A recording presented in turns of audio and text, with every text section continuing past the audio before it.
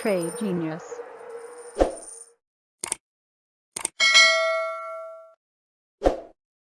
Hey guys, welcome back to another Trade Genius podcast. Philip here with Bob Kudla as always.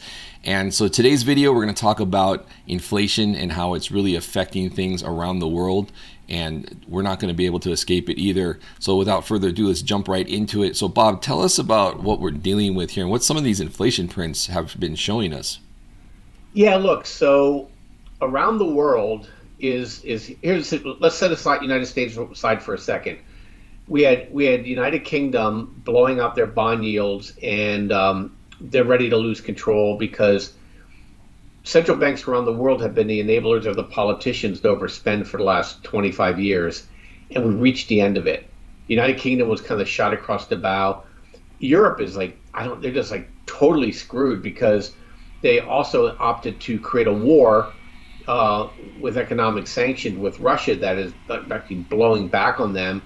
And they lost control of their core inflation at the same time as all their people are retiring massive pensions, and they don't even care. They just went full on financial repression, where they're holding rates steady when they have. I think this is the chart I want to show you first. If you want to throw it up there, Phil, this is the Eurozone inflation number. That's insane. I would say that's a loss of control. Yeah. And they're pretending like it's not a loss of control.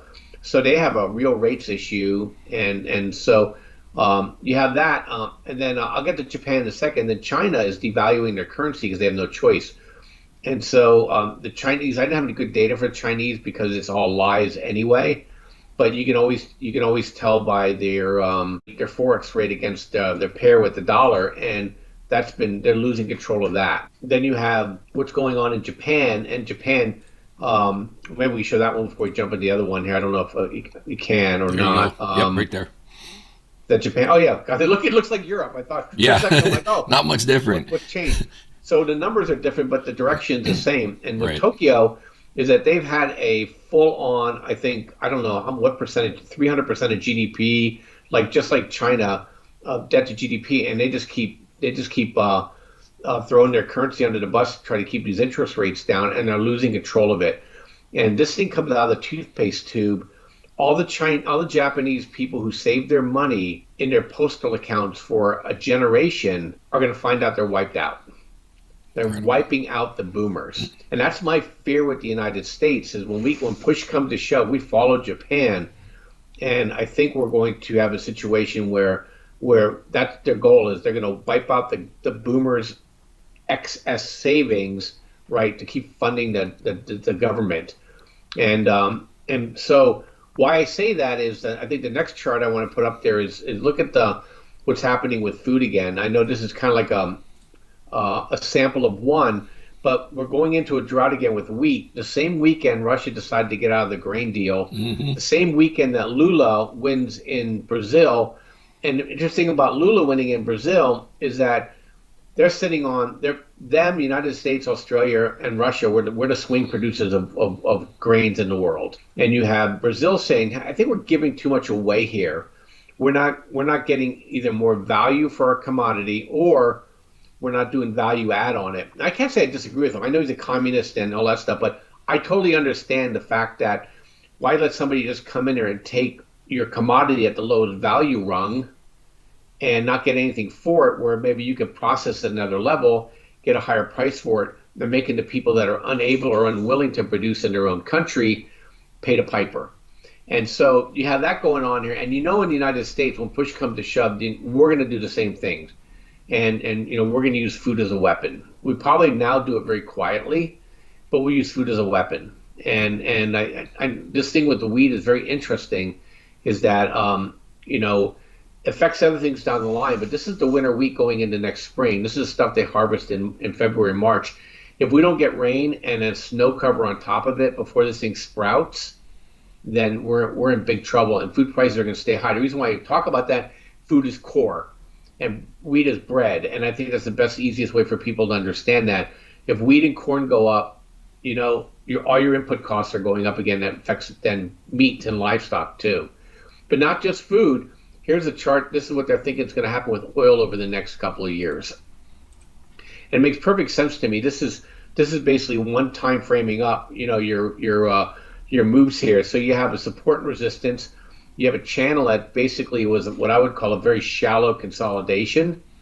Other than that weird event that happened with the pandemic where they used the futures and kind of screwed the market up for like a couple weeks, is that we're pushing back up again. We're breaking that channel, Phil. We're testing the top of that channel. And as you know, as much as I'm a gold bug, I'm an energy crazy guy. And I think we can't underestimate the fact that oil is going to probably push up there.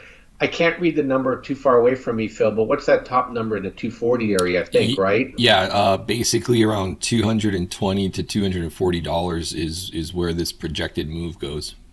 Yeah, so to me, over the next 5 to totally reasonable. People that actually, we have a subscriber who actually trades oil was telling me that, the time framing up on the pricing is going to start actually even next year. We're going to average over $100 a barrel in 2023 and over $125 a barrel in 2024. Baked in the cake, there's not enough production. China comes off lockdown, price of oil is going straight up. So that's kind of where, and that's the only reason why China's kind of holding their inflation rate down as much as they have, is they're basically, they're doing demand destruction the coercive way versus what the Fed is doing with interest rates. They just say, oh, screw you. You're just going to stay in your home. You can't buy anything, can't sell anything, can't do anything. And voila, we have no inflation. You're starving, you're broke, and you're poor, and you might be homeless soon, but we accomplished the macro number that we're looking for. They can't maintain that without the CCP losing power, so they're going to have to come off this thing, in fairly short order, and that's going to raise the price of oil up in the next year. Far away the next thing here. I think this is the aggregate cost here in food and fuel. And Phil, if you could read those for me, because it's a little too small for me to read from where I'm sitting. So this chart here, for those of you that are just listening on the audio only, inflation highlights October 2022. So September, this is all year over year increases. September was 9.2%. They're looking at October being at 9.6%. Food up big, overall 15%. But if you get down to the individual components of food, wheat flour was 40.8% up. Sugar, 36% up. Cooking oil, 33% up. Sifted flour, 33% up. Tomatoes went down 11%, and looks like pineapples and fruits and things like that, pawpaws, 5.5% down. So basically an aggregate food up 15.8%. Fuel up 12.6%. They break down the various different things between diesel and gas and kerosene, but all in all up 12.6%. And non-food, non-fuel up 3.8%. So all in all, year over year, 9.6% increase in inflation. Yeah, and remember when Biden and everybody thought, hey, we can pivot because we're going to dip the core? Well, I think that was a 1 month dip, and now we're going from dip to rip. And and now what Russia's doing in Ukraine is they're basically leveling the infrastructure of the country. They're going to make the West pay through the nose to reestablish a civilized life in the Ukraine after this war is over. So we won't be able to do any of our games. So core is going to go up because food's at risk there and fuel's at risk, and I don't see it changing anytime soon. It's funny, Phil. You and I were probably on a difference of opinion here for a while, but I'm actually sliding back to your side. I thought we would break this monkey's back, and we're not. And so really interesting. Good thing I didn't trade my conviction. I just stayed with the trades on energy because it's not looking good. I think the Fed is not able to, they can't control this animal because they don't know how to control a supply issue.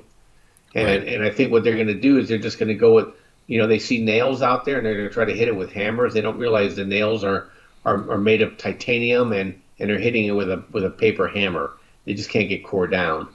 So with that said, if we flip the next chart up, there's been a lot of thinking, with me included, is that I thought 4.5% would probably be the area they would call the terminal rate. And this is suggesting, I think this is the 2 year. This is a chart of the 2 year yield. Yeah, the 2 year yield. They're thinking now maybe 4.9%. I even heard today that it could be up to 5.5 to 6% before they feel they destroyed the economy enough to get commodity prices down.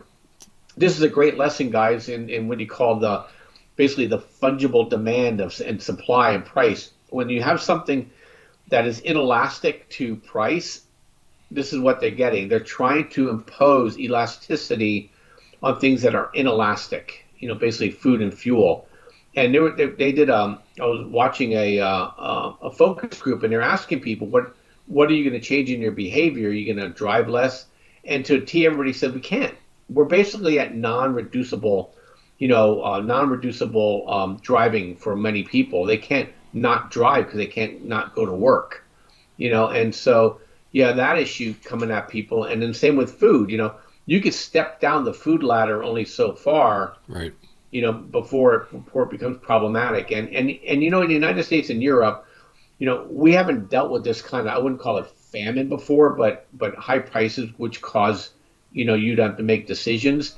Is that there's going to be resentment before there's going to be a reaction. And I think when we start pushing up, when they find out they can't control the food prices because of supply, then then I think we're going to have big issues here. So pretty amazing. And I think the last chart I want to show you is, look, this is what I mean by them. This is goalpost moving, guys. This is how they boil you like a frog. Yeah, this is bad. If you guys are listening, Phil, why don't you go and talk through that one? If you guys are listening, so we just got off of a chart of the 2-year, which basically is looking like they're going to do an ABC move, which is where we pulled back a little bit and we're going to head up like another, up toward that 5% yield mark on the 2-year, which is extremely high. That's not good. Now we have this chart up here that shows how the Fed officials have revised up their estimates of how high the policy rate is likely to rise. Now, this kind of goes along with what we've been saying with the Fed, is that they just basically lie to us, in a way that, they can hide behind excuses, but essentially they know where things are going. They just kind of, like Bob said, they slowly boil the frog. And so, like the most recent example I can think of is when they said that 75 basis points wasn't on the table, and then we've gotten nothing but 75 basis points as soon as that statement was out the door. The next one was 75, and they've been 75 ever since. And this next one's going to most likely be 75. So that being said, here's a chart where it shows December 21, they had a projection. And then every 3 months, they had a higher projection and a higher projection of where the policy rates are going. And September 22, even higher. And that's actually where we're at. So I think, basically what this chart is telling you is most likely they knew what the September 2022 projection was. They just wanted to walk us up there, because if they had said that from the beginning, the markets would have gone into shock and there would have been a huge drop. So whatever they're telling you now, I think it's safe to say you're probably looking at a worst case scenario down the line. You just have to know that, okay? And that's the way the Fed operates. They don't want to shock the system, but they're not going to tell you the truth right up front. Yeah, do you guys ever cook with eggs? And if you just can't put an egg into a recipe that's already hot, because it'll immediately curdle. Same difference here. They take a little bit of the heat from the main dish, and then they put it in with the egg and warm the egg up before they pour the egg in here into the main recipe. And that's what the Fed's doing here. They're just lying to you. And I guess the best way to deal with the Fed is assume they're lying to you until they actually do something that is less than what you thought they were going to do, and vice versa if it's going the other way. Right. Because they're freaked out right now. Okay. They're freaked out. They're also pissed. I didn't have this chart. I want to bring this chart up. They're mad because we have a lot of cash yet. Our savings rate's too high. Do you believe that? This is what they want to do to you. That's what they're doing to Japan. They're trying to take the excess savings of the American people, and they want to apply it to the government spending versus apply it to productive use. Over time, a loss of productivity entrenches inflation, because it creates a higher number for the calculation to go in versus, deficits, not inflation. You need to have higher productivity to generate the tax revenue and create the velocity to get the debt under control. And all the policies they're doing are in opposition to that. They can't stop now, and now pride has taken over. And Jerome Powell's gonna plow away here.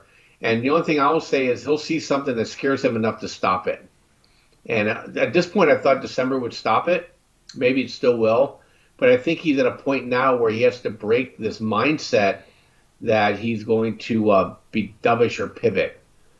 and so I think he's going to be forced to keep raising until he truly does break something. And this is good news for us because at some point we'll be able to buy assets that are going to be take advantage of that recession that he's going to create. So we really don't care. I care for my friends and family and all that other stuff, but as traders, we just shift from one to another, and that's kind of what's going to happen here. It's going to be one day we're in inflation mode, and the next day we're going to be, oh shoot, man, we're going into deflation and recession. I mean, it'll be like a light bulb. So Bob, with parting shot here with the guys listening, given that this is kind of what's setting up, what can these guys do as far as their portfolios and things like that? Yeah, look, we talked about this before, Phil. I think you have to protect where the inflation's coming in. So you need to own food companies and you need to own energy companies. And a chart I gave you, but I forgot to tell you to throw it in there, is one that's going 1-for-1 with the inflation rate, the real rate, not the government rate, is Archer Daniel Midland's ADM. So guys, keep that one in your back pocket. And then on the energy side, you got to own the big integrated energy companies. If you look at Chevron and you look at Shell and you look at ExxonMobil, those guys have doubled since the beginning of 2022, and they're likely to double again in the next 1 to 2 years, just because they're still playing catch up to the price of energy. And those are the areas in which you're going to do, to help you. That's big portfolio stuff. Smaller stuff, there's some other things out there, but it's all energy related and food related, Phil. Yep. And I might throw in their hard assets too, whether that's real estate or gold or Bitcoin. Bitcoin's probably the most finite, so that probably has the most price appreciation. But unless you're really aggressive and want to go all in on that, you're going to want to diversify. But any hard assets will help with the inflation that's coming. Yeah, and I think energy and food are on the front end of that conversation. Yeah. And when they know the Fed's either losing the real rate race or they pause, gold, silver, and Bitcoin are, plus whatever alt will fall on, are going to actually go, they'll go parabolic. I believe so. I think the yield curve control, and when the Fed finally succumbs to that, I think that's where all of that stuff goes. Bitcoin can head to 1 million, gold can go to 10,000, silver to 1,000 or whatever. Those are not unrealistic numbers when they finally go all in. Yep, absolutely. So that's kind of what we want to talk about today. And stay tuned for tomorrow because we have a really cool topic we want to talk to you about. And there you go. All right, guys, we'll see you on the next podcast. Thanks again for watching. And as always, we appreciate it if you could hit like and subscribe. It really helps out our channel. And we'll see you tomorrow. Thanks, guys. Take care. Thank you.